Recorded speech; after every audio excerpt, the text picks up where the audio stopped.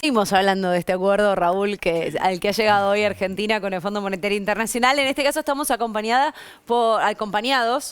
por Noemí Brenta. Ella es doctora en Economía, investigadora, miembro de CONICET y también docente. Gracias por estar aquí con nosotros en Televisión Pública de Noticias. Noemí, gracias bienvenida. a ustedes por la invitación. Y si te digo además que es autora de un libro que es Historia de la Deuda Externa Argentina, de Martínez II a Macri, te aseguro que a mí me atrae más eso que un libro de García Márquez, de Cortázar o algo así. Y nos quedamos con eso ¿no? porque hoy es el tema que nos la trae a hablar con nosotros. Mirá quién además. trajimos. ¿Te puedo agregar? Sí. Y también soy autora del libro Historia de las relaciones de Argentina con el FMI. Ah, claro, Ajá. cierto. Sí. Sí, No sí. sé por cuál de los dos títulos de los libros empezar para que nos describas la situación que estamos viviendo hoy. Yo te pediría eso, digamos, si tuvieras que ubicar este hecho que se anunció hoy dentro de estos temas que has estudiado tanto, ¿qué importancia le asignas? Es un hecho muy importante. Muy importante.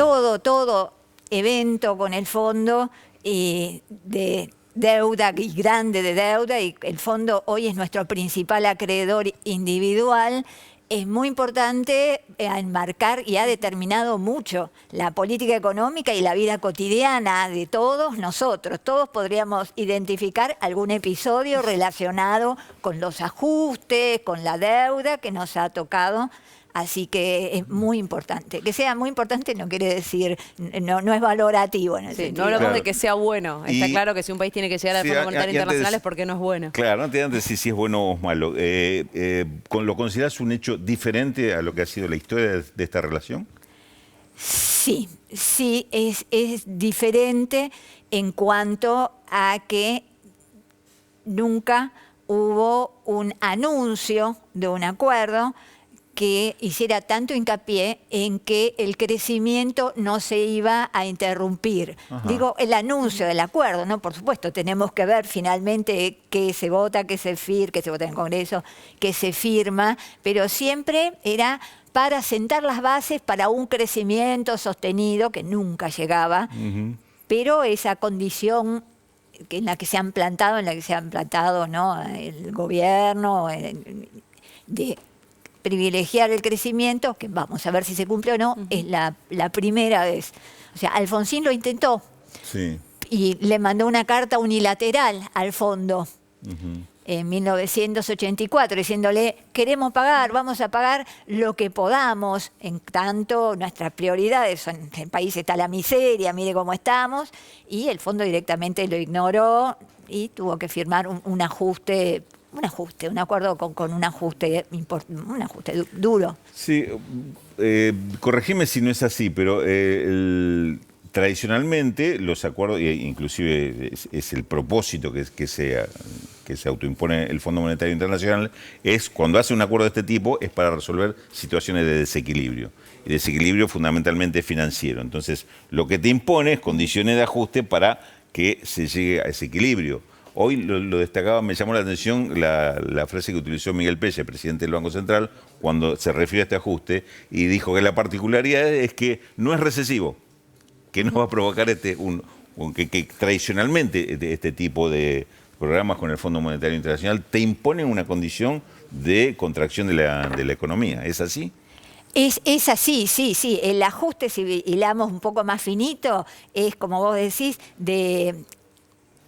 para resolver o ayudar a resolver un desequilibrio financiero externo. Es decir, el fondo sirve para eso, supuestamente, para prestar dinero de uso internacional, o sea, dólares, DEX, a los países que tienen déficits del sector externo, que no tienen dificultades para afrontar sus pagos externos, tienen dificultades de balance de pago. Sirve para eso, entonces el país toma los fondos del fondo y de otros y hace su ajuste reduciendo la demanda doméstica para reducir las importaciones, que nunca funciona así, porque el fondo al mismo tiempo, como es el brazo operador del G7, especialmente de Estados Unidos, te obliga a abrir las importaciones. Entonces te dice, sí, que la gente consuma menos, así importás menos y tenés más dólares para pagarle al fondo y para pagarle a los otros acreedores, pero a la vez te enchufan mayores importaciones porque son sus intereses. Claro. Así que, bueno, y que siempre han sido recesivos los acuerdos con el fondo. Cómo lo presentan es diferente, vamos a ver qué pasa en la realidad, ¿no? En este caso yo sé que voy a encarar la pregunta de una manera odiosa. ¿No? Puede que los dos me miren mal después que lo aclare, pero me van a terminar entendiendo. Hay una generación que escucha hablar todo el tiempo del Fondo Monetario Internacional y de volver al fondo, de lo bueno, de lo malo, depende de qué lado está escuchando, se escucha la oposición o el oficialismo, pero necesito que ella está acá y en uno de sus títulos de los libros que nos explique en qué momento Argentina llegó al Fondo Monetario Internacional, porque esa generación no entiende cuándo empezó esa relación de Argentina con el fondo y por qué es tan negativo que se tenga que recurrir otra vez. Claro, bueno, la relación con el fondo, no sé cuánto tiempo que me tome, porque empezó. Lo simplificamos. Argentina entró al fondo en 1956 por un decreto del entonces presidente de facto, Aramburu. Antes Perón había estudiado entrar o no, decidió no entrar porque consideraba que era un engendro putativo del capitalismo, una herramienta de dominación de Estados Unidos. Y después tuvo muchos acuerdos con el fondo de distinto orden, ¿no? Tuvo acuerdos de alta condicionalidad y de baja. O sea, enseguida la dictadura el de gobierno provisional que depuso y que asumió después de Perón, usó algo de plata del fondo. Frondizi firmó varios stand-by con el fondo, 58, 59, 60, 61, y no llegó a firmar el de 62 porque antes un golpe militar lo depuso, cívico-militar, viste que ahí el presidente pasó a ser un civil, y el gobierno que le siguió firmó 2 acuerdos más, todos stand-by con el fondo. Ilia dijo, basta de fondo, no queremos más ajuste, basta del fondo del Club de París, no firmó. Pero Después, ya se venía arrastrando todos los pedidos anteriores. Bajó la deuda, en fin, y tuvo una situación complicada. El que le sigue es el gobierno autodenominado de la Revolución Argentina, el de Onganía, ¿no? Con el ministro Krieger Bacena firma un stand-by en el 67, otro en el 68, sin necesidad. No usó un solo dólar de esos acuerdos. Bueno, y después hubo algunos en el medio, con la NUCE, incluso el peronismo, ¿no? El Rodrigazo está ligado a un uso de recursos del fondo, a una crisis de pagos internacionales, ¿no? Pocas reservas. El petróleo subió, la carne bajó y nos quedamos con la crisis. Pero el que vuelve a firmar stand-by con el fondo es la dictadura. Y a la dictadura le dan en el 76 el acuerdo mayor otorgado jamás a un país latinoamericano. Bastante parecida a las políticas de la dictadura, sinceramente, a las de Macri. Sí, muy parecidos. Incluso vos leíste algunos textos legales, algunas piezas son calcos. Son Sí. Tal cual. Y bueno, perdón, después sigue en el 82, la dictadura es sancionada por el gobierno de Carter por las violaciones a los derechos humanos y le votan en contra de los organismos internacionales. Y a partir del 82 estuvimos siempre bajo acuerdos con el fondo. Te quería preguntar, ahora que hiciste la historia del fondo, algunos sugieren que este acuerdo distinto que hace el gobierno argentino, y no querría que nos metamos a juzgar si esto es así o no, pero simplemente lo tomo como elemento.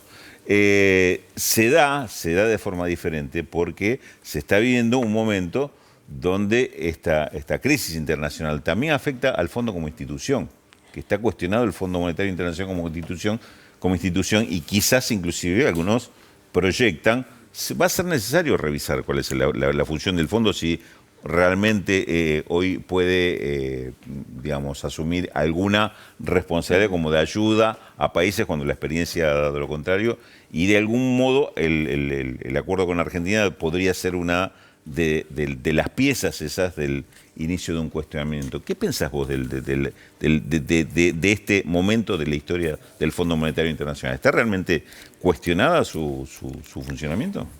Está cuestionado, sí está cuestionado, y el préstamo, que no es técnicamente un préstamo, pero supongamos que le dieron a Macri, es lo más cuestionado.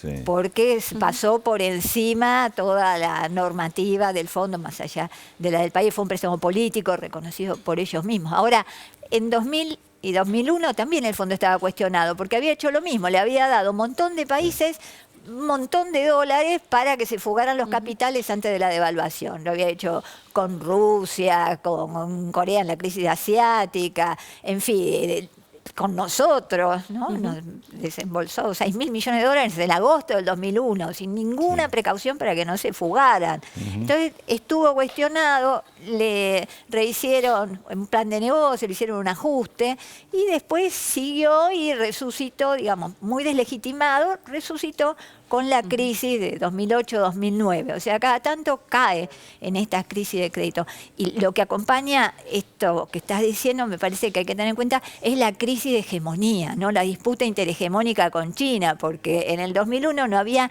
ningún polo de poder que pudiera disputarle. Mirá, nosotros podemos prestarles a los países y no condicionarlos tanto. Noemí, gracias por haber venido aquí a esta edición central, por haber charlado con nosotros sobre este acuerdo. Gracias. Bueno, muchas gracias. Vamos a seguir hablando de lo Ojalá mismo. la próxima sean temas más Positivos. alegres. Bueno,